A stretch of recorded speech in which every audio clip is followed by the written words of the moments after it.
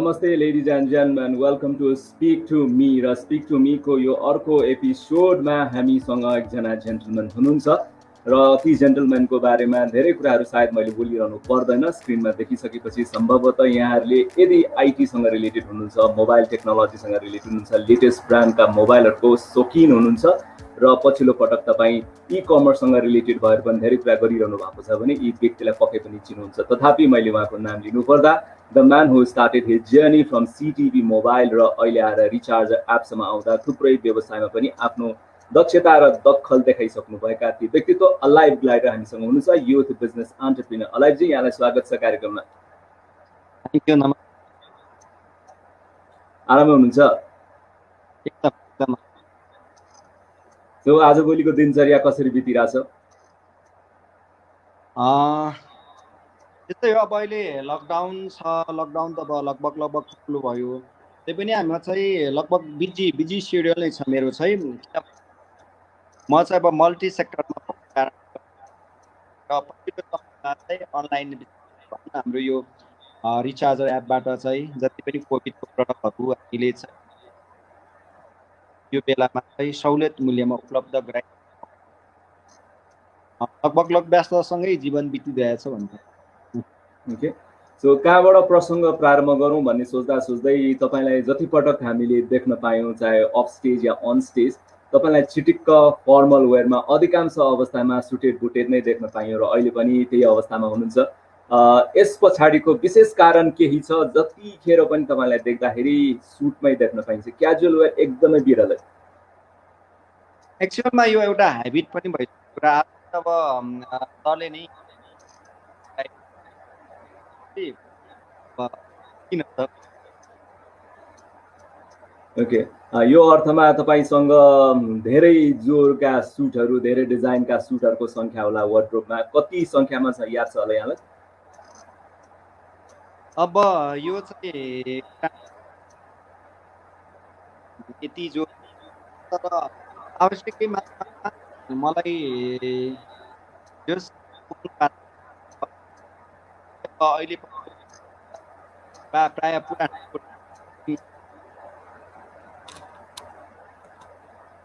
Okay, सिटिभी मोबाइलको journey जब तपाईँले प्रारम्भ गर्नुभयो, सो त्यतिखेर त्यो प्रारम्भ गर्दाखेरि कुनै त्यस्तो विशेष योजना सहित आउनु भएको थियो या गर्दै जाउँ नयाँ कुरा केही गर्नुपर्छ मोबाइलको दुनियाँमा या आइटीको दुनियाँमा? नेपालमा भर्खर बिजनेस स्टार्ट हुँदैछ, सो त्यो हिसाबले प्रारम्भ गर्नुभयो या कुनै विशेष योजना थियो कि यसपछि यो आउँछ यसपछि यो आउँछ भनेर? त्यो प्लान सहित हो या प्लान रहित? एक्चुअलमा भन्नुपर्दाखेरि म चाहिँ समयको ट्रेन्ड मान्छे, समयको ट्रेन्डसँगै नै बग्ने मान्छे हो। किनभने यो मोबाइलको जुन आउनु भएको मार्केटमा के छ र मोबाइलको आउँदाखेरि मेरो ड्रिम नै थियो कि म नेपालमा बेस्ट एउटा सर्भिस दिन सक्छु, अथवा नेपालमा पनि लेटेस्ट एन्ड ब्रान्डेड मोबाइल चलाउने मान्छेहरू छ, उहाँलाई सर्भिस हिसाबले चाहिँ म लागेको थिएँ र त्यो चाहिँ प्रुफ पनि गरेर देखाउन सकेँ। मेरो एउटा ड्रिम नै थियो म नेपालमा मोबाइल सेक्टरमा चाहिँ एउटा यस्तो खालको काम गर्न सक्छु, बेस्ट काम गर्न सक्छु भनेर। र जे होस्, कुनै पनि योजना बिना कुनै पनि चिज सम्भव छ।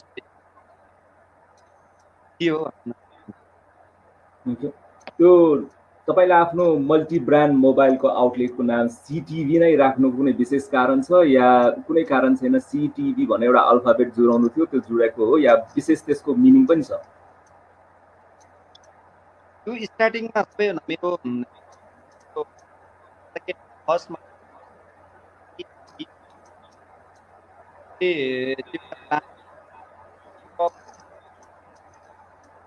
र योजनाबद्ध रूपले राखेको थिएँ। जुन बेला म स्ट्रगल थिएँ त्यो बेला चाहिँ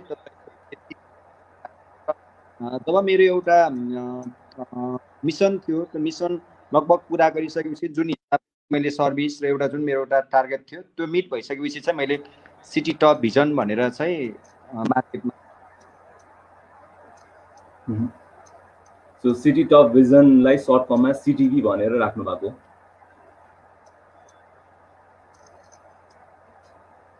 ओके, सो जब तपाईँले बिजनेस स्टार्ट गर्नुभयो एउटा कविता जतिखेर पनि आउँथ्यो, कविताको एउटा लाइन, सिटिभी मोबाइल जब ब्रान्डेड भएर कुनै प्रोग्राममा संलग्न भयो र मैले होस्ट गर्न पाउँदाखेरि पनि सानो सिटमा यो कविता वाचन गर्नको लागि मलाई दिइन्थ्यो यहाँको प्रतिनिधिले।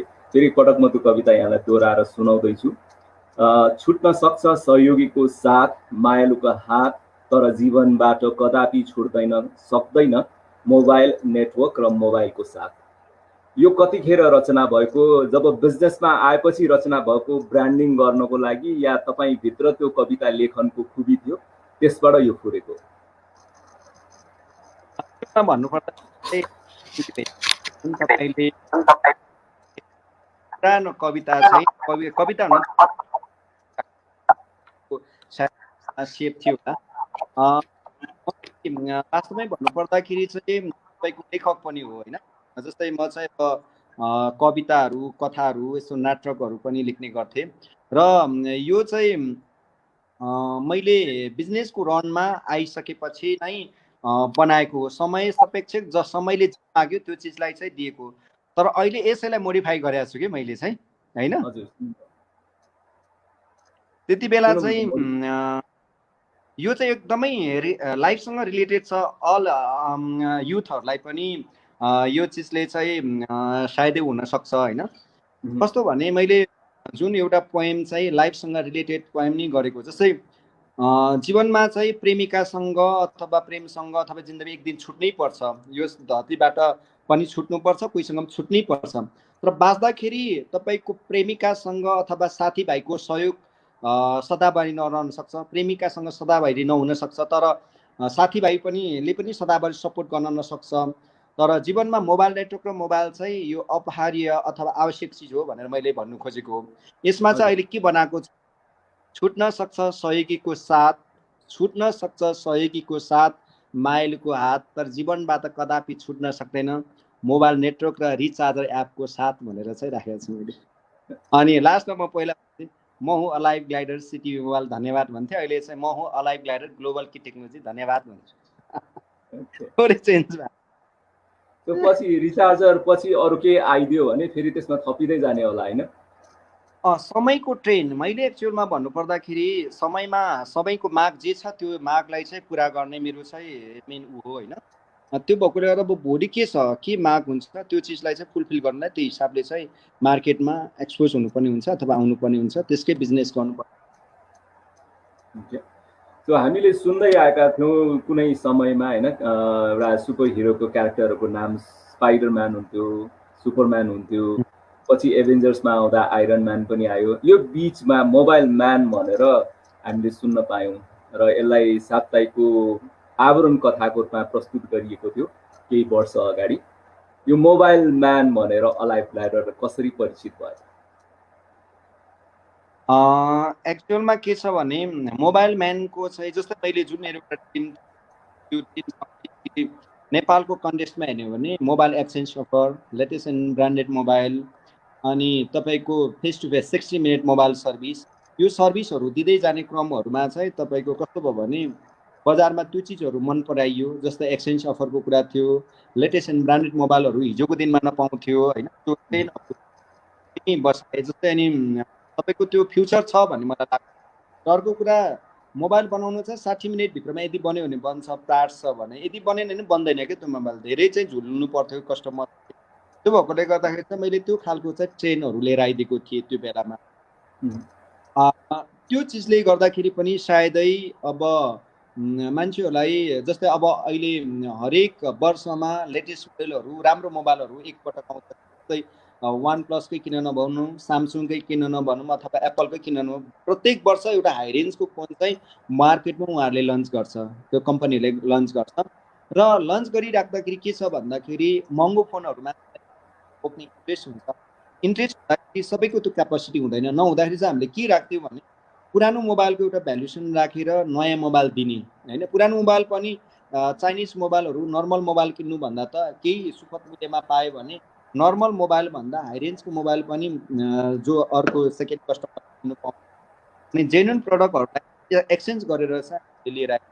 र अर्को कुरा भनेको त्यो ट्रेन्ड बनायौँ। र अर्को कुरा भनेको चाहिँ तपाईँको डिस्कभर भयो लेटेस्ट मोबाइलको, र 60 मिनटमा मोबाइल सर्भिसको ट्रेन्ड चाहिँ नेपालमा लिएर आएको कारणले गर्दाखेरि सायदै मलाई मोबाइल म्यान भनेर चाहिँ भन्नुभयो।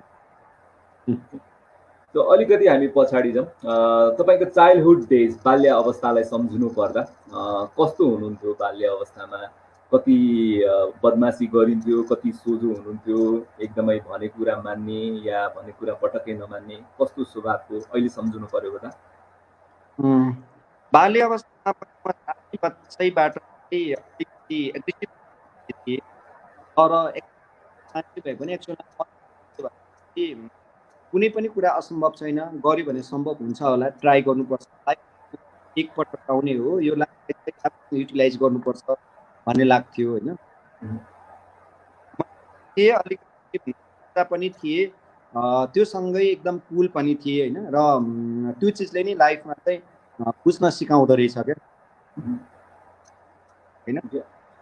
त्यसपछि स्कुल र कलेजका दिनमा जाँदाखेरि बाल्य अवस्थामा जस्तो हुनुहुन्थ्यो स्वाभाविक रूपमा त्यही नै कायम रह्यो या केही परिवर्तन साथीभाइको सङ्गत, नयाँ माहौलमा प्रवेश गरेसँगै त्यो परिवर्तनहरू देखा पर्यो या परेन? बच्चामा जस्तै स्कुलमा चाहिँ अलिकति एकदम सिम्पल थिए, अब त्यही खालको हुन्छ होइन। अनि त्यो खालको सङ्गतबाट चाहिँ अलिकति चाहिँ त्यो पछिबाट, तर फेरि अब बिजनेसमा आइसकेपछि तपाईँको कन्टिन्यू कस्तो भयो भने 5 दशक जति चाहिँ अलिकति तपाईँको एक रफ्तारको थियो होइन। अनि त्यसपछि चाहिँ सक्सेस हुँदाखेरि, सक्सेस भइसकेपछि अप डाउन हुँदाखेरि चाहिँ लाइफलाई अटोमेटिक बुझ्दो रहेछ कि अहिले चाहिँ एभरेज नर्मल। ओके, हामी थप कुराहरू गर्नेछौँ। अहिले भने एउटा सेगमेन्टतर्फ प्रवेश गर्छौँ यो हाम्रो अन्तर्क्रियामा।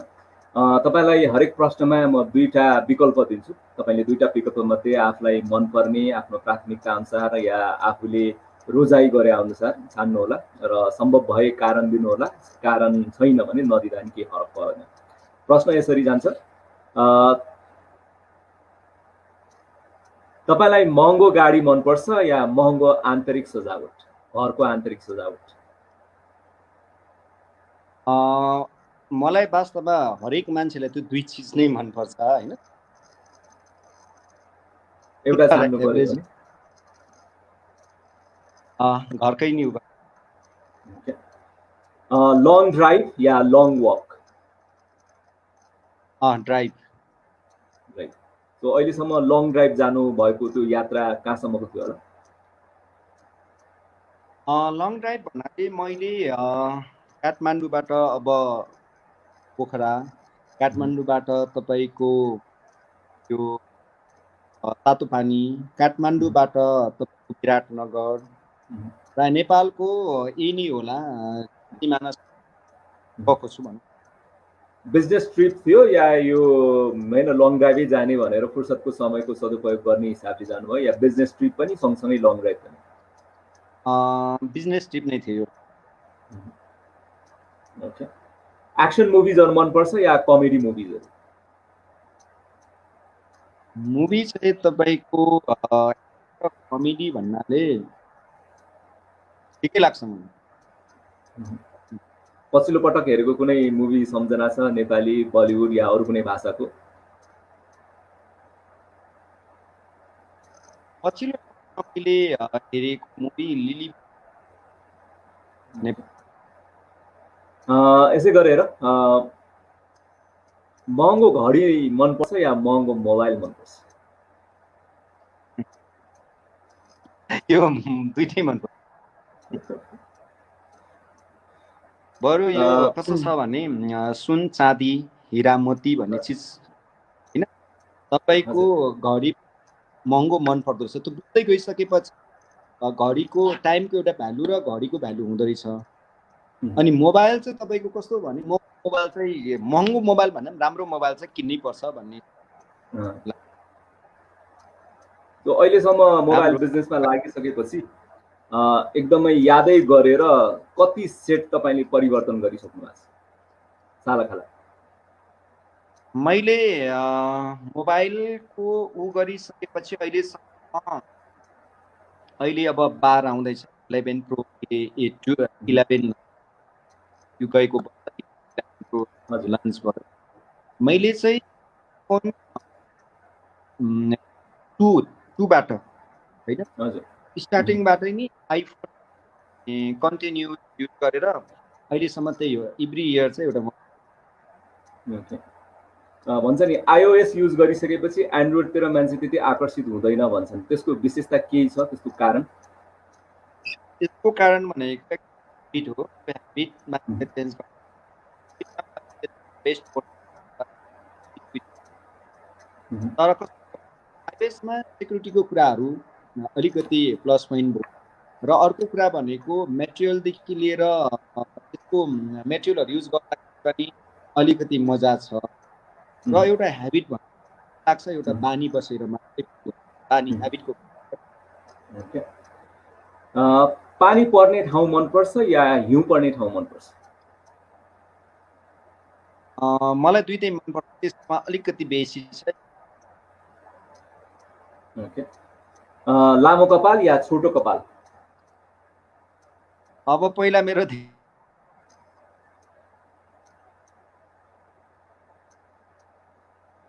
अहिले अब छोटो छ, अब छोटो मनपर्छ, पहिला लामै मनपर्थ्यो होइन।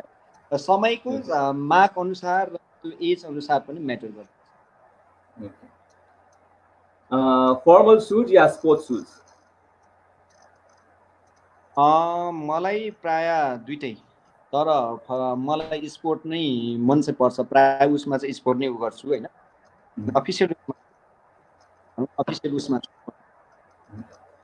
प्राय गरी सामानहरू किन्नु पर्यो भने अनलाइन सपिङ जानुहुन्छ कि इन स्टोर सपिङ?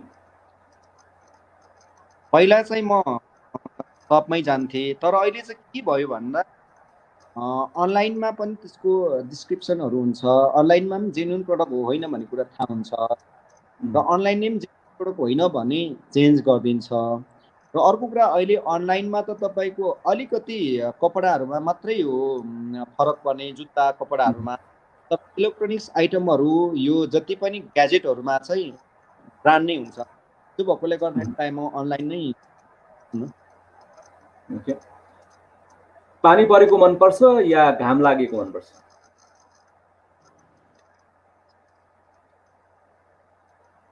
मलाई चाहिँ प्रायः घाम लागेकै मनपर्छ। अपार्टमेन्ट या सिंगल हाउस? Single house. प्रदूषण या सडक जाम, यो दुई मध्ये कुन बढी मन पर्दैन? यो अलिक राम्रोसँग सुनिनु। प्रदूषण र सडक जाम, यी दुई मध्ये सबभन्दा बढी मन नपर्ने चाहिँ के हो? तपाईँको सडक जाममा त त्यो हेबिट नै भइसक्यो, तर प्रदूषण चाहिँ मन पर्दैन मलाई। स्वार्थी मान्छे मन पर्दैन या घमण्डी मान्छे? त्यो दुइटै मान्छे मन पर्दैन, तर दुइटैसँग गफाडी मन पर्दैन या कम बोल्ने मन पर्दैन? गफाडी मन पर्दैन या कम बोल्ने मन पर्दैन? मलाई यो दुइटै मान्छे र कम नबोल्ने मान्छेहरू पनि बडो खतरा हुन्छ। गफाडीहरू बरु मनपर्छ, किनभने गफाडीहरूबाट चाहिँ थाहा भइहाल्छ कि यसले गफ दिएको भनेर, हामीसँग त्यो क्यापेसिटी हुन्छ होइन। अन्त भएकोले गर्दाखेरि बरु गफाडी चाहिँ मनपर्छ, किनभने गफाडीको कुरा थाहा भएर त्यसलाई एनालाइसिस गर्न सकिन्छ र त्यही हिसाबले काम गर्न सकिन्छ।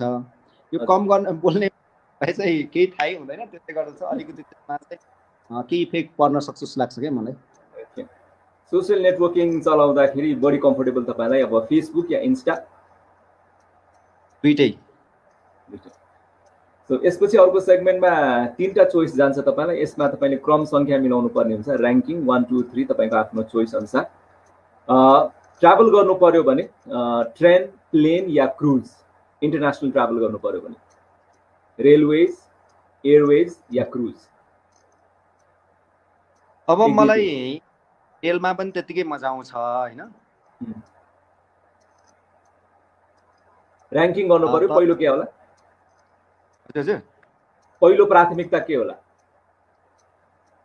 पहिलो त एयर नै हुन्छ, तर मलाई इन्ट्रेस्ट मजा लाग्ने चाहिँ रेल पनि मन लाग्छ, ट्रेन पनि मन लाग्छ। समुद्री जहाज त्यति साह्रो प्राथमिकता पर्दैन मलाई, त्यो सबैभन्दा मन नपर्नेमा। ओके त्यही पनि ऱ्याङ्क गर्नु होला, तपाईँको आफ्नै प्रडक्टहरू छ, तर सबभन्दा प्यारो सबभन्दा नजिक या प्राथमिकताको आधारमा 1-2 दिन गर्नु पर्यो भने रिचार्जर, सिटिभी मोबाइल, किङ्स लाउन्ज, 1-2 दिन के होला? अब तिनैवटा मोस्ट इम्पोर्टेन्ट पार्ट छ, तर यसमा के हो भन्दा अहिले रिचार्जरले चाहिँ यो सिचुएसनमा मात्र मोबाइललाई रिचार्ज नगरिकन अल युथहरूलाई रिचार्ज गर्ने, चार्ज गर्ने एउटा जुन कन्सेप्ट लिएर आएकोले गर्दाखेरि फर्स्ट प्रायोरिटी चाहिँ म रिचार्जरलाई दिन्छु। सेकेन्डमा सेकेन्ड सिटिभी मोबाइल, जुन मेरो life style life glider mobile man बनाउने नि त्यो भएकोले गर्दाखेरि आज मलाई फर्स्ट लाइफमा ऊ गरे पनि अहिलेको ट्रेन अनुसार चाहिँ अब मैले सेकेन्डमा राख्नुपर्ने। यी शब्दहरूमा पहिलो, दोस्रो, तेस्रो के होला तपाईँको लागि? सफलता, स्वतन्त्रता र शान्ति।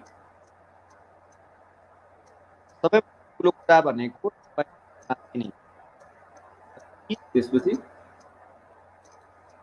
त्यसपछि फ्रिडम हैन? हजुर। यसै गरेर स्वाद, स्वास्थ्य र सन्तुष्टि, यी तीन मध्ये ऱ्याङ्किङ गर्नु पर्यो 1-2-3 के होला? यो तीनैवटा चिज एकदमै इम्पोर्टेन्ट छ हैन, तर फर्स्ट प्रायोरिटी भनेको हेल्थ नै हो, स्वास्थ्य नै हो। हेल्थ पछि टेस्ट र सेटिस्फ्याक्सनमा 2 र 3।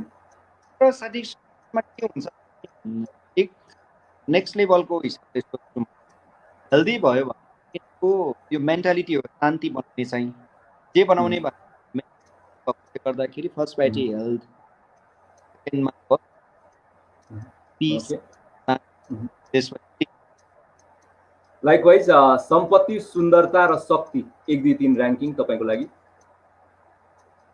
शक्ति 1मा, 2 र 3मा सम्पत्ति र सुन्दरतामा 1-2-3 कुन होला? शक्ति भइसकेपछि त्यतिकै मान्छे सुन्दर हुन्छ, सुन्दर भइसकेपछि त्यतिकै पनि। जसरी तपाईँले अहिले अनलाइन हामी अन्तर्क्रियामा छौँ, यदि तपाईँले अन्तर्वार्ता दिनु पर्यो भने अब ऱ्याङ्किङ पहिलो चोइस के होला? रेडियो, टेलिभिजन र पत्रिका? अहिलेको यति बेला टेलिभिजन। आफूले आफूलाई वर्णन गर्नु पर्यो भने यी शब्दहरूलाई क्रम सङ्ख्या मिलाउँदा 1-2-3 के होला? मिलनसार, इमान्दार, चलाक? म इमान्दार र चलाक। ओके, मिलनसार चाहिँ हुनुहुन्न? मिलनसार चाहिँ के हुँदा इमान्दार र चलाक मान्छे मिलनसार बन्न सक्दैन। किन सक्दैन भन्दा यो मान्छेसँग इमान्दार मान्छेहरू तुच्छ स्वभावको हुन्छ, चलाक मान्छेले त्यतिकै मान्छे भनेपछि कसैको कमजोरी भनिदिँदा मान्छे मिलनसार बन्न सक्दैन। मिलनसार बन्छु भने बन्न सत्य बोल्ने मान्छेहरू र तपाईँको चाहिँ नि मान्छेलाई चाहिँ रिड गर्न सक्ने मान्छेहरू मिलनसार हुन सक्दैन, किनभने उसको सबै कुराहरू हेबिटको बारेमा थाहा हुन्छ, सबै कुराहरू भन्न सक्छ हैन। अनि त्यो कारणले गर्दाखेरि पनि ती कारणले गर्दाखेरि पनि तपाईँको चाहिँ मिलनसार फर्स्ट प्रायोरिटी नै हो, तर मिलनसार चाहिँ बन्न सक्दैन के, त्यो कारणले चाहिँ रहेछ नि। यहाँको उत्तरहरू सुनिरहँदा तपाईँभित्र साहित्यिक व्यक्तित्व छ पनि भन्ने कुराहरू झल्किँदैछ। त्यो धेरै नदेखिएको पाटो अब देखिँदैछ। फेरि पनि हामी तपाईँको व्यक्तित्वको शब्दहरूमै प्रवेश गरिरहेछौँ। सहयोगी, साहसी र सहनशील, 1-2-3। मान्छे के भन्नुभयो? सहयोगी, साहसी र सहनशील, तपाईँले आफ्नो व्यक्तित्वलाई 1-2-3 यी शब्दमा राख्नु पर्यो भने पहिलो सहयोगी, साहसी र सहनशीलमा कुन होला? साहसीमा। ओके, दोस्रोमा? सहनशील। ओके, यसै गरेर बुद्धिमान, विश्वासिलो र व्यवहारिक? व्यवहारिक। म त्यस्तो विश्वासिलो बुद्धिमान भन्दिनँ, तर व्यवहारिक चाहिँ छु। ओके, यो मध्ये कुन चाहिँ तपाईँ होइन? पहिलो त्यसलाई राख्नु होला। अल्छी, घमण्डी र गफाडी? म यो तीनै चिज होइन। सबभन्दा बढी चाहिँ कुन होइन? बिजनेसम्यान हो, अलिकति गफ चाहिँ दिनु, रियालिटीमा बोल्नु पर्दा थोरै गफ चाहिँ दिनु पर्छ, गफाडी चाहिँ। ओके। त्यो मार्केटिङलाई चाहिने क्वालिटी पनि भइदियो, त्यो कारणले गर्दा त्यसलाई एक्सेप्ट नै गर्नु पर्यो। तपाईँ गर्न नसक्ने कुन होला ऱ्याङ्किङमा 1 2 3? राति ढिलोसम्म उठ्ने, बिहान चाँडै उठ्ने या समयको ख्याल नहुने, कुन चाहिँ तपाईँको बानी होइन? मेरो बानी यो तिनैवटा चिज। राति अबेर पनि उठ्नुहुन्छ, चाँडो पनि उठ्न सक्ने, समयको ख्याल पनि राख्न सक्ने। समयको तपाईँलाई नआउने कुन होला यो मध्येमा? वासिङ मेसिन चलाउन, भ्याक्युम क्लिनिङ चलाउन र खाना बनाउन? सबै आउँछ। सबै आउने। ओके, मल्टिटास्किङ पनि भइदियो त्यहाँनिर जाँदाखेरि। ओके, यो मध्ये तपाईँलाई के चाहिँ दिन आउँदैन? सापट्टि दिन आउँदैन, सल्लाह दिन आउँदैन या मन दिन आउँदैन? यो चिजमा मलाई तीनवटा चिज दिन आउँछ होइन, तर अहिलेको यो पछिल्लो समयमा चाहिँ म यो तीनैवटा कुरा दिदिनँ। ओके, फेरि पनि तपाईँको प्रोफेसनल जर्नीमा हामी लागौँ। सो धेरैवटा सेक्टरमा तपाईँले आफूलाई आइटी इ कमर्ससँग जोडिएर काम गरिरहनु भएको छ। यही बिचमा हस्पिटालिटी सेक्टरमा पनि तपाईँको संलग्नता, किङ्स लाउन्ज भयो या डेजाबु भयो, दरबार भयो, यसै गरेर एम्पायर बुटिक होटल भयो। सो यो हस्पिटालिटीमा प्राय पहिलादेखि नै इन्ट्रेस्ट थियो या यो बिजनेस सर्कलमा प्रवेश गर्दै जाँदाखेरि यतापट्टि पनि गरौँ न भन्ने हिसाबले? पहिला थिएन, तपाईँको समयको ट्रेन्ड चल्यो, त्यही टाइपको समयसँग समयको डिमान्डलाई चाहिँ फुलफिल गरेकोमा बढी सन्तुष्टि यता आइटीबाट छ कि हस्पिटालिटीबाट छ? सन्तुष्टि भन्ने चिज चाहिँ तपाईँको कुनै पनि चिजमा देख्दाखेरि एकदम काम गर्नु बडो गाह्रो छ। यो बिजनेस भन्ने चिजलाई मैले थोरै तपाईँले यसैमा एउटा शब्द चाहिँ भन्दै, हजुर, यो कुनै पनि चिज सजिलो छ, जसमध्ये हेर्दा सजिलो, गर्न गाह्रो, अति गाह्रो व्यापार, जसलाई समय प्रकृतिले साथ दिनुपर्ने, काम दाम दण्डभेदको बारेमा बुझेको हुनुपर्ने, असल र सफल व्यापारी हाइवेको पिच रोड जस्तो रहेछ क्या होइन, जहाँ आफू चाहिँ पिच रोड जस्तो भएर बस्नु पर्दो रहेछ क्या। त्यो भएकोले गर्दाखेरि चाहिँ के छ भन्दाखेरि यो चिज र खुसी भन्ने चिज कहीँबाट छैन, कुनै पनि ठाउँबाट छैन रहेछ। कुनै पनि ठाउँबाट चाहिँ त्यसमा आनन्द छैन, आनन्द चाहिँ मनले लिने रहेछ, आफैमा हरिने रहेछ क्या। यतातिर आउँदा अलिकति आध्यात्मिक कुराहरू पनि निस्कियो यहाँबाट। त्यसो भए यी कुराहरूमा हामी प्रवेश गरिरहँदाखेरि यदि तपाईँले भनेको त्यो बिजनेसको फर्ममा हो भने एउटा सफल व्यवसायी भनेर कसैलाई हामीले परिभाषित गर्नु पर्यो भने तपाईँको परिभाषा के होला? कस्तो व्यवसाय चाहिँ सफल व्यवसाय? सफल भन्ने शब्द, सफल भन्ने कुनै नै हुँदैन, कुनै चिजको एचिभमेन्ट हो, त्यसले उसले पाएको प्राप्ति भनिन्छ। तर सफल कसैलाई भन्न सक्दिनँ म, किनभने नेभर हो सफलता भन्ने चिज चाहिँ। एचिभमेन्ट कुनै चिज पाउनु, सफल हुने मान्छे त्यो मान्छेलाई भन्छु म। यो संसारमा त्यो मान्छे हो जो जिउँदो हुँदा बाँच्दाखेरि टटपिँदै बाँचोस् र उसले काम गरिरहोस्, मर्ने बेलामा त्यो मर्दै मरोस्, हाँस्दै मरोस्। मरिसकेपछि काम इतिहासको पानामा रचिन्छ भने त्यो मान्छेलाई, त्यो व्यक्तित्व सफल भन्न सकिन्छ। त्यसलाई चाहिँ म सफल भन्छु। नत्र यो वर्ल्डको कोही पनि मान्छे सक्सेस छैन, कोही पनि मान्छेलाई सफल भन्दिनँ क्या म। त्यो एचिभमेन्ट उसले पाएको सफलता भन्ने चिज चाहिँ इतिहासमा रचिनुपर्छ, मेरो आफ्नो पोइन्ट अफ भ्यूबाट चाहिँ त्यो लाग्छ। भनेपछि उसले गरेको कामबाट अरू प्रेरित हुनु पर्यो, अरूलाई त्यसमा सहजता महसुस भएपछि कसैले नाम लियो अनि त्यो नामलाई चाहिँ पछि गएर सफलता बाँचिराख्नु पर्यो कि सधैँभरि रन हुनु। हजुर, आजभन्दा लगभग 1 वर्ष अगाडि तपाईँले नेसनल युथ लिड अवार्डमा एन्टरप्रिनर अफ द इयरको अवार्ड प्राप्त गर्नुभयो। यो संयोग कसरी जुर्यो? मलाई नि थाहा छैन त्यसै। अवार्ड हात परेपछि मात्रै थाहा भयो। किन भन्दाखेरि म अवार्डमा भन्दा पनि काममा विश्वास गर्ने। सायदै मेरो काम हेरेर हो या उहाँहरूले कुनै चिज फ्युचरमा कुनै चिज प्राप्तिको लागि कुनै चिजमा जोडिन सकिन्छ भन्ने हो, आई डोन्ट। तर मैले कसरी पाएँ भन्ने कुरा चाहिँ मलाई थाहा जोस् कसैले रिकमेन्ड गरेर भयो अथवा उहाँले रिसर्च गरेर भयो अथवा कसैले गर्नुभयो। मलाई 1 हप्ता अगाडि भन्नुभएको थियो।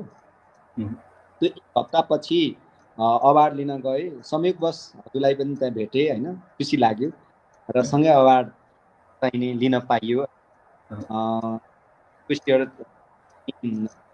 सेयर गर्न पाइयो। तर एक्चुअलमा मलाई किन अवार्ड दियो, के कारणले दियो भन्ने कुरा चाहिँ म आफूलाई पनि थाहा छ। ओके, तपाईँको जस्तै मेरो पनि संयोग उस्तै संयोग नै हो। मलाई पनि पूर्व जानकारी लामो समयमा थिएन, पछि मात्रै जानकारी भयो र तपाईँले भने जस्तै अवार्ड हातमा परेपछि त्यो अवार्ड के रहेछ भन्ने बल्ल थाहा भएको थियो मलाई पनि। खैर, हामी केही तस्बिरहरू हामी सेयर गर्न चाहन्छौँ यहाँको व्यावसायिक जीवन या व्यक्तिगत जीवनसँग सम्बन्धित। यो तस्बिरहरू कुन समयको थियो भनेर अलिकति हामी स्मृतिको पानामा फर्किन चाहन्छौँ। हामीले अलिकति जानकारी गराइदिनु होला, यी तस्बिरहरू कुन अवस्थाको थियो? यो पिक्चर चाहिँ मलाई तपाईँको वेब म्यागजिनले कभर गर्ने बेलामा हायत होटल मेबी 4 इयर्स अगो, 4 वर्ष अगाडि चाहिँ क्लिक गरेको होला, 4 या 5 वर्ष। ओके, सो यो कुकुर चाहिँ तपाईँको पालुवा कुकुर हो? हजुर।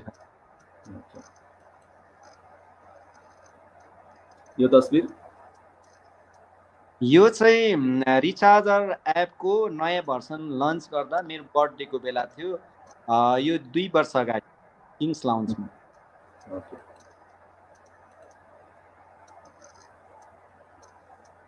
यो तस्बिरको बारे भनिदिनु होला। यो रोयल इम्पायर बुटिक होटल, यो हाम्रै अब कम्पनीको होटल हो। जहाँ चाहिँ अब उहाँहरूको एउटा फङ्सनमा आउँछ।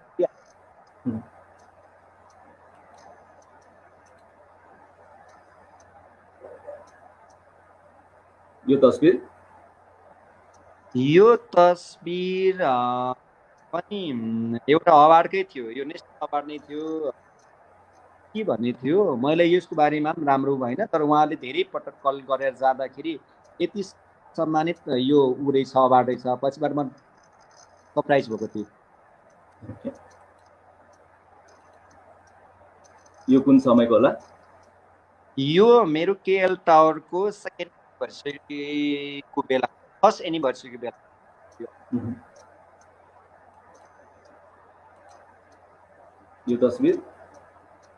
यो तस्बिर तपाईँको किङ्सको भित्रपट्टि हो। यो एउटा थियो त्यति बेला उहाँ।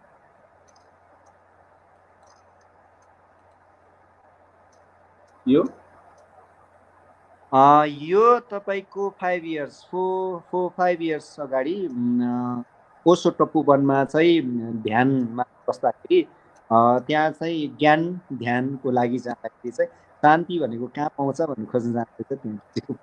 ओके, यो तस्बिर धेरैवटा प्रोग्रामहरूमा छ।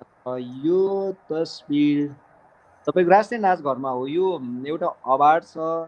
उहाँ चाहिँ हाम्रो अनिलजी र गनिका गुरुङ म्यामहरूले गरेको प्रोग्राम हो। यो एक्चुअल यो कुन प्रोग्राम थियो भनेर चाहिँ मलाई थाहा भएन होइन, के प्रोग्राम थियो चाहिँ थाहा भएन मलाई। यो एउटा ब्युटी पेजेन्ट चाहिँ थियो, तर यसको नाम चाहिँ मलाई मिस लेडी नेपाल होला सम्भवतः। Miss lady Nepal.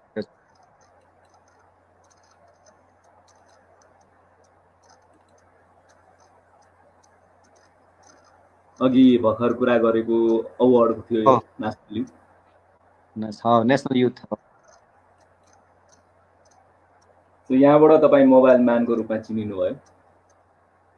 यहाँबाट चाहिँ भन्दा म यति बेला नेपालमा प्राय टिटिभी मोबाइल भनेर चिनिसकेको थियो। यो बेलामा आइसक्दा मेरो आधी दशक 6-7 वर्ष मोबाइल बिजनेसमा गइसकेको थिएँ, रन भइसकेको थियो। र अघि कुरा गर्नुभएको फोटोसुटको कभर चाहिँ यो थियो? हो, यो थियो यो कभर। सो यसरी मिडियामा तपाईँलाई कभर गरिँदा कस्तो अनुभूति हुँदछ? यस्तो हो, अब यो के हो भन्दाखेरि कभर हुँदाखेरिको अनुभूति भन्दा पनि एउटा मिडिया अथवा साथीभाइको हुन्छ समाजको प्रेम र मैले गरेको उत्तरदायित्वको चाहिँ त्यसको एउटा हौसलाको रूपमा उहाँहरूले गरिदिनु भएको हुन्छ। सो अहिलेको परिप्रेक्ष्यमा जाँदाखेरि मोबाइल बिजनेस जुन सिटिभी मोबाइलले स्थापना गरेको त्यहाँबाट यहाँसम्मको जर्नी आउँदाखेरि बजारमा प्रतिस्पर्धा कसरी र कुन रूपमा बढेको पाउनुहुन्छ? यो त तपाईँको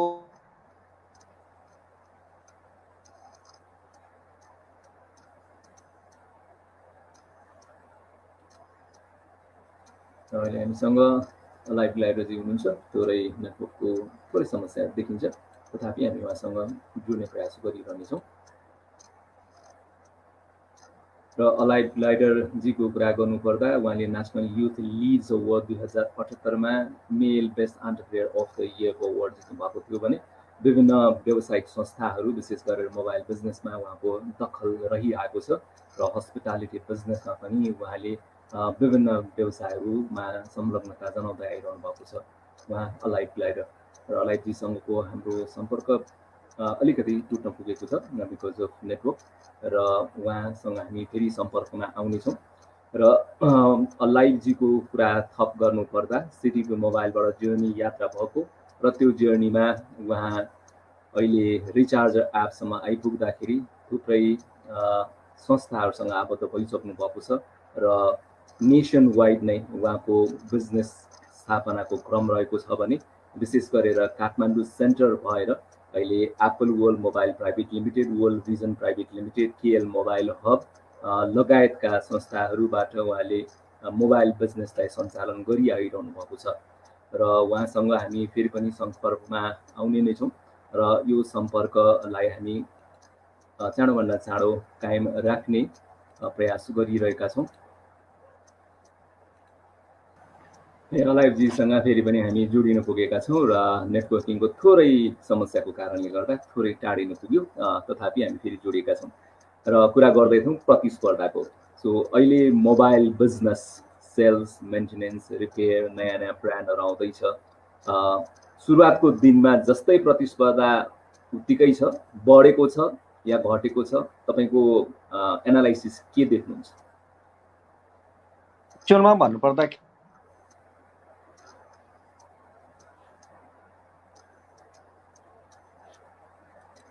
अहिले मार्केटको सिनारियो हेर्नु भने चाहिँ एकदमै पहिला र अहिलेको तुलनामा तपाईँको धेरै टफ नै छ, टफ कम्पिटिसन नै छ। त्यो कम्पिटिसन प्राइसमा बढी छ या क्वालिटीमा बढी छ? दुईटै कुरा छ। के छ भन्दा अहिले एउटा कुरा त धेरैवटा ब्रान्डहरू गोलमा प्रडक्ट र कुरा भनेको चाहिँ कस्तो भयो भने अहिले जति इम्पोर्ट हुन्छ नेपालमा, जति मोबाइलहरू आउँछ त्यो भन्दा पनि पहिलाको तुलनामा चाहिँ पसलहरू म्याक्सिमम पनि खुल्यो होइन। जसले पनि मोबाइल नै पसल, जसले पनि मोबाइलकै व्यापार गर्ने कारणले गर्दा एकदम टफ छ अहिले। अब पछिल्लो पटक तपाईँले बढी फोकस गरिरहनु भएको एपको कुरा गरौँ, रिचार्जर एप। रिचार्जर एपलाई हामीले बुझ्नु पर्यो भने के हो त रिचार्जर एप? यो कस्तो खालको एप हो? के कुराहरू त्यसमा उपलब्ध छ? यसलाई अहिले पछिल्लो समयमा रिचार्जर एप भनेको चाहिँ एउटा कम्प्लिट इ कमर्स हो।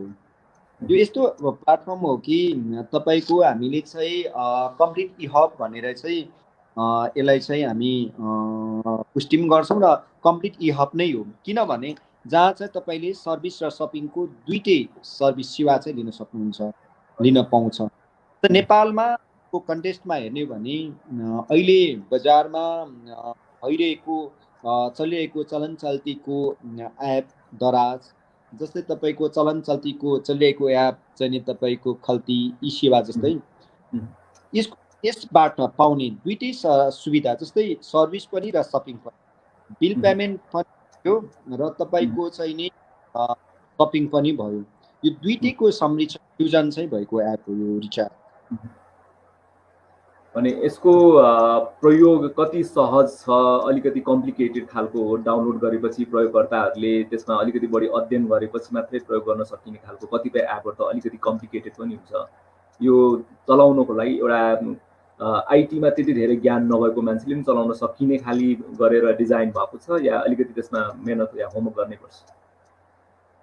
एक्चुअलमा यो नेपाली एप हामी नेपालीहरूकै लागि भनेर यसको स्लोगनै भयो। यो एप चाहिँ एकदम सजिलो। यो चाहिँ कस्तो छ भन्दा एप डाउनलोड गरिसकेपछि एकाउन्ट क्रिएट गर्दाखेरि एउटा कुरा चाहिँ ध्यान दिनुपर्छ, अरूमा कुनै गाह्रो छैन। एउटा कुरा भनेको चाहिँ के हो भन्दाखेरि एकाउन्ट क्रिएट गर्दा, खाता खोल्दाखेरि चाहिँ फर्स्ट नेम, सेकेन्ड नाम, last name, phone number, email ID, अनि उसको एड्रेस होइन, अनि तपाईँको चाहिँ पासवर्ड हाल्दाखेरि ध्यान दिनुपर्ने कुरा चाहिँ पासवर्ड हाल्दा, किनभने सर्भिस प्लस सपिङ भएकोले गर्दा सेक्युरिटीको हिसाबले गर्दाखेरि पनि मिनिमम 8 डिजिट र एउटा क्यापिटल लेटर, एउटा स्मल लेटर, एउटा सिम्बल लेटर, यो तीनवटा लेटर चाहिँ क्यारेक्टर चाहिँ राख्नुपर्छ। एउटा क्यापिटल मिनिमम 8 डिजिट होइन, गाह्रो चाहिँ यहाँ छ मिनिमम 8 डिजिट होइन, त्यो गरेन भने 8 डिजिट भएन, क्यापिटल लेटर भएन, सिम्बल लेटर भएन र स्मल लेटर यो भएन भने पनि यो चिजलाई दियो भनेदेखि एप इजिली एकाउन्ट हुन्छ, एकाउन्ट क्रिएट हुन्छ। एकाउन्ट क्रिएट हुन साथ, खाता खुल्न साथ चाहिँ त्यो हामीले अफर अनुसार अहिले चाहिँ आजको दिनमा चाहिँ यदि खाता खोलेर रजिस्टर भयो भने 1000 क्यास पोइन्ट आउँछ। अरू बेलामा चाहिँ 100 देखि 500 रुपियाँ चाहिँ क्यास पोइन्ट आउँछ। अनि त्यो क्यास पोइन्टलाई पछि कतिखेर रिडिम गर्दाखेरि चाहिँ तपाईँले बुझ्नुपर्ने कुरा भनेको चाहिँ मिनिमम 8 डिजिट 8 लेटर र क्यापिटल लेटर, एउटा सिम्बल, एउटा अरू चाहिँ त्यसरी नर्मल यो कुरा चाहिँ छुटाएन भने गाह्रो छैन एकाउन्ट क्रिएट गर्नलाई। यो चिज भइसकेपछि चाहिँ सजिलो छ। नत्र भने एप चलाउन चाहिँ नेपालको कन्टेस्टलाई नै हामीले हेरेर यो नेपाली एप बनाएको हो होइन, अनि हामी नेपालीहरूकै लागि नै भनेर बनाएको एप भएकोले गर्दाखेरि यो एप चाहिँ अरूभन्दा सहज र सजिलो छ। एपसँग रिलेटेड भएर डिजिटल लिट्रेसीको कुरा पनि आउँछ। हाम्रो समाजमा डिजिटल लिट्रेसीको पहुँच र त्यसको ज्ञानलाई कसरी हेर्नु भएको छ अब एप लन्च गरेको हिसाबले? आज एप लन्च गरेको लगभग मैले 7 इयर्स जति भयो, 7 वर्ष जति। 7 वर्षमा कति कमायो भन्दा पनि कति इन्भेस्ट गर्यो भन्ने कुरा छ। तर एक्चुअलमा के छ भने हामीले यो 7 वर्षमा लामो अध्ययन गऱ्यौँ, लामो अनुभव गऱ्यौँ र यो यति सजिलो छैन। वर्ल्डमा, संसारमा मात्रै नभएर नेपालमा हेर्ने भने नेपालमा नेपाली युवाहरूले प्रत्येक दिन लाखौँ युथहरूको चाहिँ दिमागमा एप बन्ने हुन्छ, दिमागमा एप हुन्छ, क्रिएट गर्छ र बनाउँछ र त्यो एप सुरु गर्छ। 1 महिनामा 6 महिनामा 1000 हुन्छ, लाख एप दिनमा के अरे सुरु भए पनि 6 महिनामा 1000 हुन्छ र वर्षमा आएर 0 हुन्छ, लास्टमा आएर 0 हुन्छ। अनि यो चाहिँ के रहेछ भन्दा यहाँको अल नेपालीहरूले अथवा वर्ल्डमै धेरै मान्छेहरूले अब चाहिँ युज बानी हुँदै आएछ। तर बानी कतिको छैन, बानी नभएको कारण गाह्रो चाहिँ छैन, सहज छैन। त्यो भएको कारणले पनि निकै गाह्रो छ, यो टफ छ। यसलाई हेबिट बनाउनलाई चाहिँ धेरै गाह्रो छ। तर अहिले आएर चाहिँ हामी अलिक बुझिरहेको छ होइन। र यो चाहिँ तपाईँको कतिपय कुराहरू हिजोको दिनमा लाइन बस्नु पर्थ्यो, त्यो लाइन नबसिकन अनलाइनकै माध्यमबाट चाहिँ हामीले पेमेन्ट गर्न मिल्छ, बिल भुक्तानीहरूदेखि दुनियाँ कुराहरू। जस्तै आज एउटा नाइकी अथवा तपाईँको चाहिँ एडिडास होस् या रेबुकको सुज किन्ने मान्छे उसलाई थाहा हुन्छ त्यो सुज यदि कम्पनीको हो भने अनलाइनै किनिदिन्छ कि कुनै फरक छैन होइन। अथवा कुनै पनि ग्याजेटहरू, मोबाइलहरू, ल्यापटप हो भने बुझ्ने मान्छेहरूले अनलाइनै किनिदिन्छ। तर बुझ्नु पर्यो, त्यो बुझाउनलाई चाहिँ अझै पनि समय लाग्छ, त्यति सजिलो छैन, मलाई यस्तो लाग्छ। हामी कार्यक्रमको अर्को पाटोमा लाग्छौँ। यसमा एउटा अर्को सेगमेन्ट छ, यसमा प्रश्नहरू तपाईँलाई यदिमा आउँछ। यदि यस्तो भइदियो भने तपाईँ के गर्नुहुन्छ होला भन्ने प्रश्नमा हामी काम गरिरहेछौँ। प्रश्नहरू यस प्रकार छ। यदि तपाईँको जीवनीमा चलचित्र बन्यो भने त्यो चलचित्रको नायक को हुनुपर्छ होला तपाईको बायोपिक बन्यो भने? मैले यदि मेरो चलचित्रको यदि बन्यो भने तपाईको अहिलेको लागि चरित्रमा चलचित्र बन्यो भने को लागि चाहिँ अलाइभ ग्लाइडर ठिक छ, तर म जुन एउटा मेरो मिसन छ त्यो मिसनलाई चाहिँ मैले फुलफिल गरेँ भने चाहिँ मेडिसिन बन्नुपर्छ। मेडिसिन भन्ने फिल्म मुभी को तपाईको चरित्र निर्वाह गर्ने कोही एक्टर सोच्नु भएको छ त्यस्तो कोही तपाईँ बाहेक? त्यो भन्ने चिज अहिले भन्न सकिन्न। जस्तै क्यारेक्टरको बारेमा कसरी के भन्नुभयो तपाईँले? तपाईको जीवनीमा मोबाइल म्यान अलाइभ ग्लाइडरको जीवनीमा एउटा फिल्म बन्यो भने अहिले चलन चल्तीमा रहेका एक्टरहरू मध्ये यो एक्टरले चाहिँ मेरो चरित्रलाई निर्वाह गर्न सक्छ भनेर यदिमा हामीले उत्तर दिनु पर्यो भने यस्तो हुन्छ। अब तपाईँको के हुन्छ भन्दा मैले आफूले कुनै एक्टरसँग जोडेर चाहिँ यही एक्टरले चाहिँ मेरो उ गर्न सक्छ भन्ने छैन। अब अहिलेको समयसम्म चाहिँ म आफै पनि यदि मेरो जुन मिसन पुरा भएर यदि मुभी गर्नु पर्यो भने त्यसको लागि म आफै नै ठिक छु जस्तो लाग्छ हैन। त्यो पनि हामीले कहिले देख्न पाउँछौँ होला पक्कै पनि। यदि तपाईँ कुनै मोबाइल ब्रान्डको ब्रान्ड एम्बेसडर बन्नु पर्यो भने कुन ब्रान्ड चयन गर्नुहुन्छ? यो चाहिँ यही भनेर भन्दाखेरि एकदमै गाह्रो छ हैन, किनभने सबै दाइहरूसँग सबै इम्पोर्टरहरूसँग नजिक भएको कारणले गर्दाखेरि भन्यो भने भोलि बिजनेसमा अलिकति ह्याम्पर पर्ला।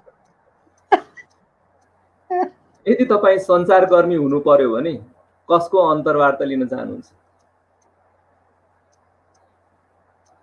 यदि म सञ्चारकर्मी बन्नु पर्यो भने तपाईँ जस्तै कुनै मान्छेको व्यक्तित्व र मान्छेलाई चिनेर त्यो मान्छेलाई कस्तो खालको क्वेसनहरू गर्नुपर्छ र कस्तो खालको क्वेसनहरू गर्दा सहज हुन्छ भन्ने कुरा चाहिँ नि लाई लिएर जुन हिसाबले गर्नुभयो र तपाईँ जस्तै हुनुहुन्छ र तपाईँ जस्तै गर्न चाहन्छु। यदि जनावरले पनि मानिसले जस्तै बोल्न सक्ने भइदिएको भए घन्टौँसम्म कुन जनावरसँग कुराकानी गर्न रुचाउनुहुन्छ? यदि त्यो थियो भने एकदमै यो क्वेसन चाहिँ तपाईँको बडो घतलाग्दो क्वेसनहरू भयो क्या। म धेरै जनावरहरूलाई देख्छु, धेरै जनावरहरूको पीडा देख्छु होइन, बुझ्यो नि? हजुर। तर म कुनै जनावरसँग चाहिँ नि यदि म कुरा गर्न चाहन्थे भने हजुर म चाहिँ तपाईँको यो क्रोकोडाइलसँग कुरा। Okay, crocodile. ओके। यदि चराले पनि मानिसले जस्तै गीत गाउन सक्ने भएको भए कुन चराको गीत सुन्न चाहनुहुन्छ? एक्चुअलमा चराहरूले गीत चाहिँ गाउँछ होइन, त्यही गीत चाहिँ अब धेरै मान्छे जस्तै के भन्नुभयो? मानिसले जस्तै गाउने भइदिएको भए, चराले गाउने त चराको आफ्नो छँदैछ, हामीले जस्तै गाउनु पर्यो, मान्छेको भाषामै गाउनु पर्यो भने कुन चाहिँ चराले गाएको सुन्न मन पराउनुहुन्छ? त्यो चाहिँ अफकोर्स प्यारोट नै हो। ओके। यदि तपाईँ रिचार्जर एपको ब्रान्ड एम्बेसडरको रूपमा कुनै जनावर या चरालाई छान्नु पर्यो भने कुन चरा या कुन जनावर? एउटा चरा छान्दिनुस्, एउटा जनावर छान्दिनुस्। तपाईँको यदि जनावरलाई नै उ गर्नु पर्यो भने चाहिँ म इलेफेन्टलाई गर्थेँ, हात्तीलाई नै गर्थेँ होइन। र तपाईँको चरालाई हेर्ने भने बाँसलाई गर्थेँ। ओके। यदि मानिसको दिमाग पढ्ने क्षमता तपाईमा भयो भने कसको पढ्न चाहनुहुन्छ? म यदि मान्छेको साँच्चीकै दिमाग पढ्न त हल्का पढ्न रिड गर्न सकिन्छ होइन। यो नेपालको बारेमा कि बाहिर? हजुर, नेपालीको बारेमा कि विदेशीको उसमा कुनै पनि हुन सक्छ, तपाईको चोइसको, नेशनल या इन्टरनेशनल कुनै पनि पर्सनालिटी हुन सक्छ।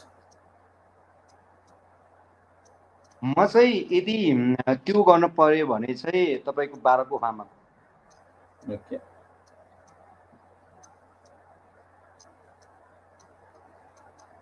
यदि कपडाको ठाउँमा कुनै धातुको लुगा लगाउनु पर्यो भने कुन धातुको लगाउन चाहनुहुन्छ?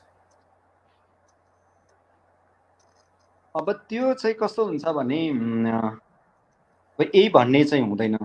त्यो जुन त्यो बेलामा जुन धातुबाट चाहिँ नि बनेको ड्रेसहरू कपडाहरू अथवा त्यो खालको चाहिँ शरीरमा ढाक्ने वस्त्र हुन्थ्यो त्यही नै। यदि तपाईँ आफूले आफूलाई फलको रूपमा फलफुलको रूपमा परिवर्तन गर्नु पर्यो भने कुन फलफुल हुन चाहनुहुन्छ? म यदि आफूलाई चाहिँ फलफुलको रूपमा हुन चाहन्थे भने चाहिँ म के भन्न चाहन्थे भन्दाखेरि यो चाहिँ एकदमै बजारमा खानै नमिल्ने खालको फल हुन चाहन्थे कि जसले मलाई टाउ सुन्तला जस्तो केराहरू जस्तो हुने होइन, अलिक फरक खालको। अलिक दुर्लभै हुनु पर्यो। यदि जीवनभर एकै प्रकारको तरकारी खाइरहनु पर्यो भने कुन तरकारी खाइरहन सक्नुहुन्छ? त्यो कालो दाल।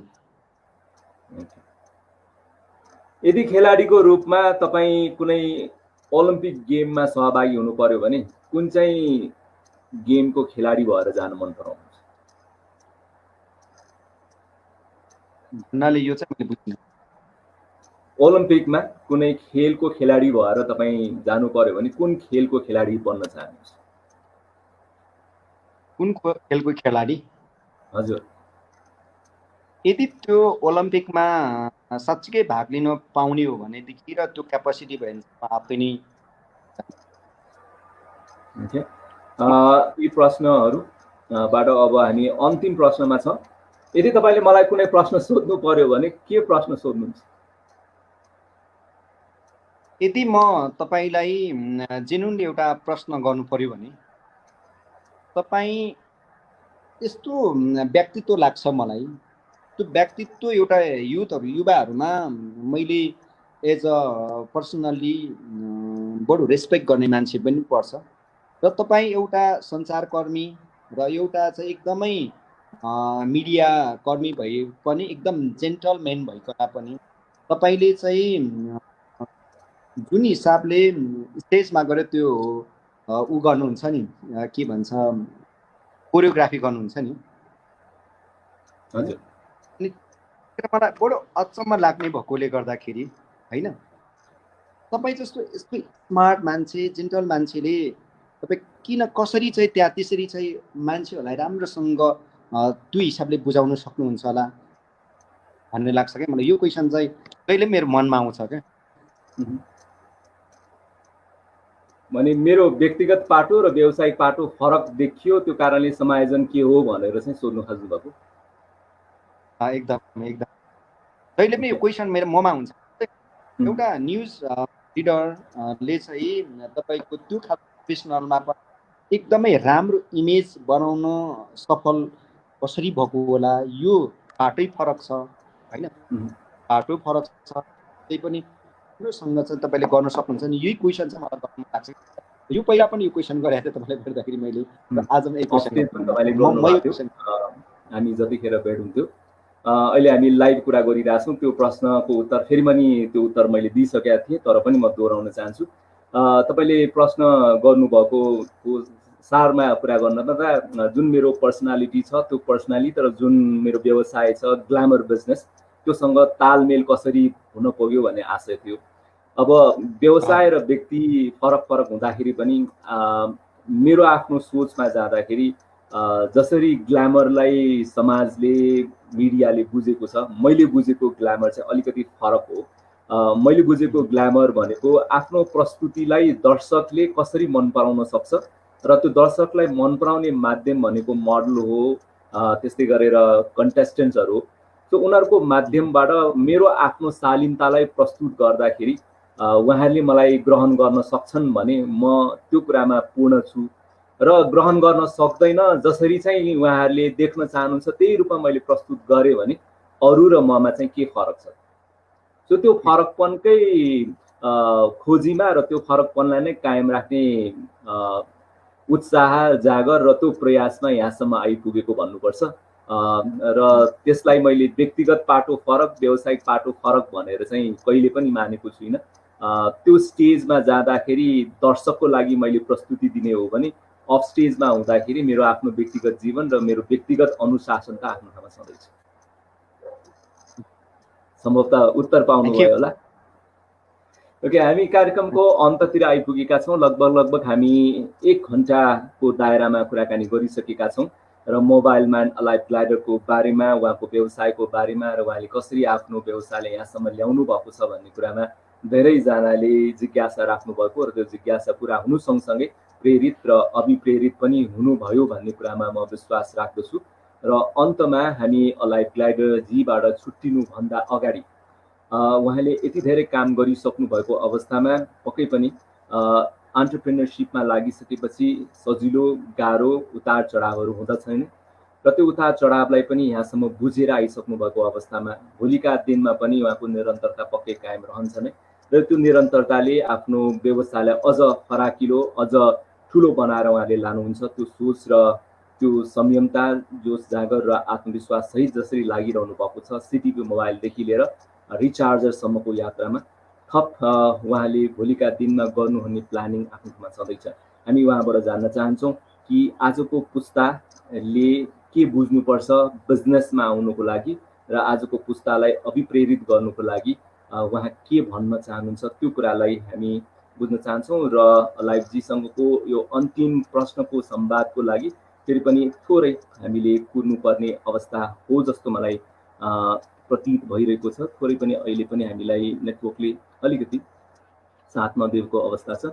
फेरि हामी उहाँसँग जोड्ने नै छौँ र लाइभजीसँग फेरि पनि हामी जोडिएका छौँ र थोरै प्राविधिक समस्याहरूका बावजुद पनि हामीले यो कार्य र यो कार्यको निरन्तरता र सम्पन्नताको लागि हामी काम गरिरहेका छौँ र लाइभजीलाई हामी अन्तिम प्रश्न राख्न चाहन्छौँ।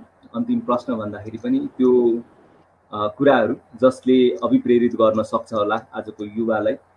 धेरैजना बिजनेसमा लाग्न चाहन्छन्, बिजनेस एन्टरप्रेन्योर बन्न चाहन्छन्, केही तयारी गरेर पनि केहीलाई चाहिँ अरूबाट त्यो सिको गर्न मन लाग्छ। त्यो कारणले गर्दाखेरि पनि अब तपाईँको अनुभवमा कुरा गर्नुपर्दा बिजनेसमा आउनुको लागि शिक्षाको अनुभवको तयारीको कुराहरू आफ्नो ठाउँमा छँदैछ।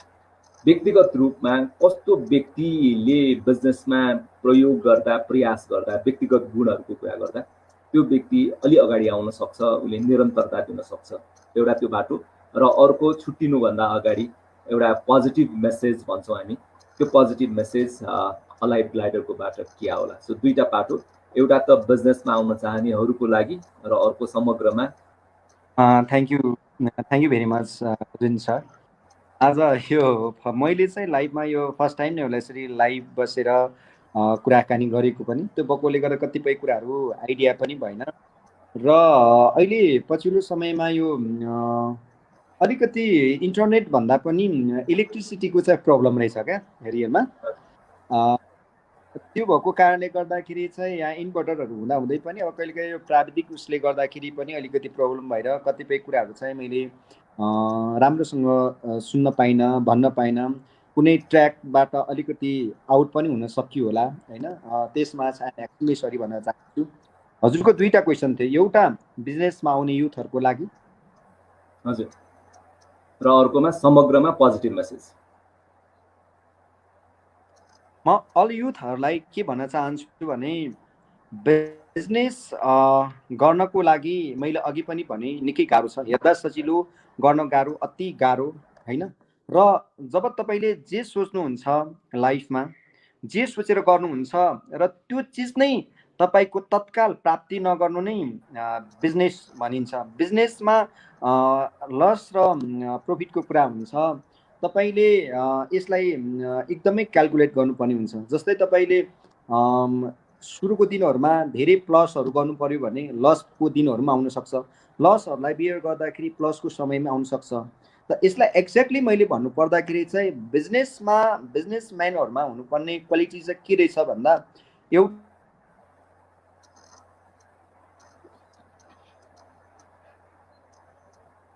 के गर्दै हुनुहुन्छ त्यो गर्ने कुराहरूमा राम्रोसँग रिसर्च गर्नु पर्यो फर्स्ट।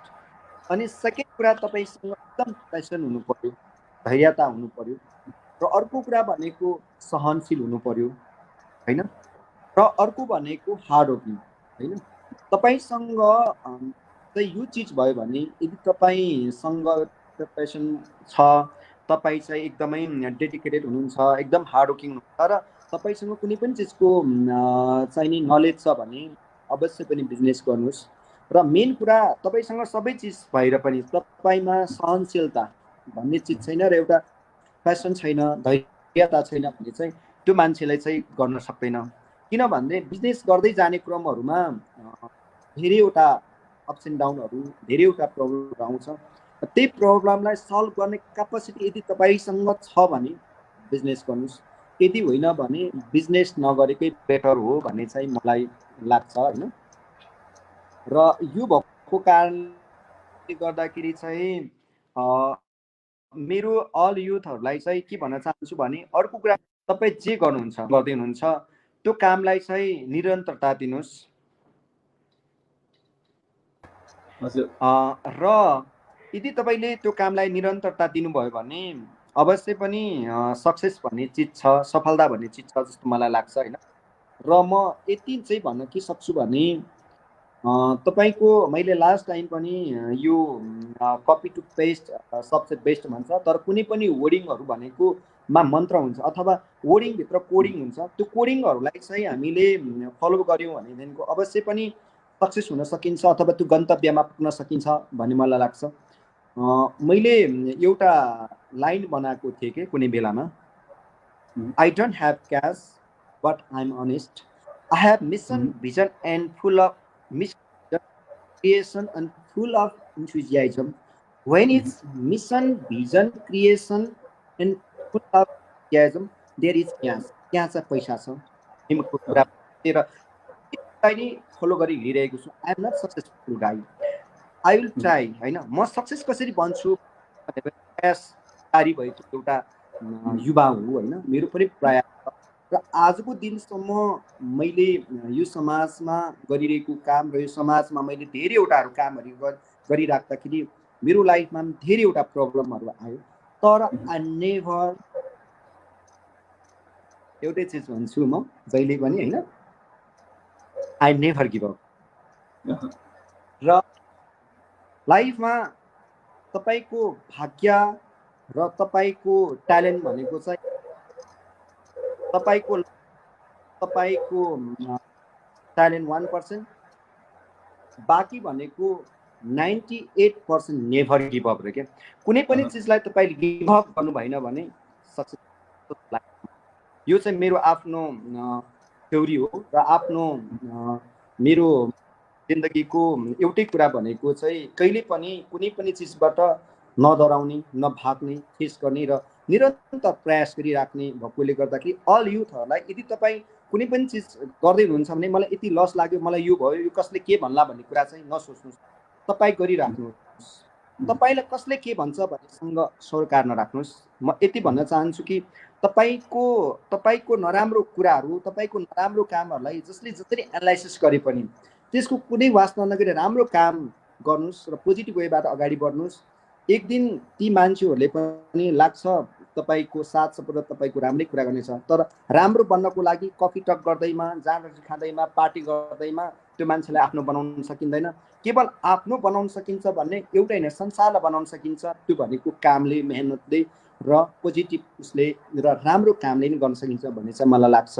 र म अल युथहरूलाई, अल मेरो फ्रेन्डहरूलाई, आउने अल युथहरू बिजनेस गर्न चाहनेहरूलाई चाहिँ यही कुराहरू भन्न चाहन्छु। त्यो अलाइजीको यो मेसेज सँगसँगै हामी उहाँबाट बिदाई हुन चाहन्छौँ। र सक्सेसको मन्त्रहरू धेरै हुन्छन्, तथापि उहाँको आफ्नो एउटा मन्त्र छ, त्यो मन्त्रलाई तपाईँहरूले निहाल्नुभयो, मूल्याङ्कन गर्नुभयो र अनुशासित तरिकाबाट त्यसको पालना गर्नुभयो भने त्यो दायरामा तपाईँ पनि सहायक हुन सक्नुहुन्छ भन्ने हामीलाई आशा र विश्वास छ। निरन्तरता, इमान्दारिता र सकारात्मकता अँगाल्नुभयो भने पक्कै पनि मोबाइल म्यान जस्तै अरू कुनै म्यान या वुमन बन्न सकिन्छ। र पक्कै पनि प्रयास गरिरहनु होला, आफ्नो ड्रिमलाई चेज गरिरहनु होला, सपना देख्नुहोस्, सपना बाँच्नुहोस् भन्ने यो आशय सँगसँगै हामी अलाइजीबाट बिदाई हुन चाहन्छौँ। अलाइजीलाई धेरै धेरै धन्यवाद स्पिक टु मीको यो एडिसनमा सहभागी भइदिनु भएकोमा, र आगामी यात्राहरू सुखद र सफल रहोस् भन्ने शुभेच्छा राख्दै हामी यहाँबाट बिदाई हुन चाहन्छौँ। धेरै धेरै धन्यवाद अलाइजी। थ्याङ्क यू यहाँलाई पनि।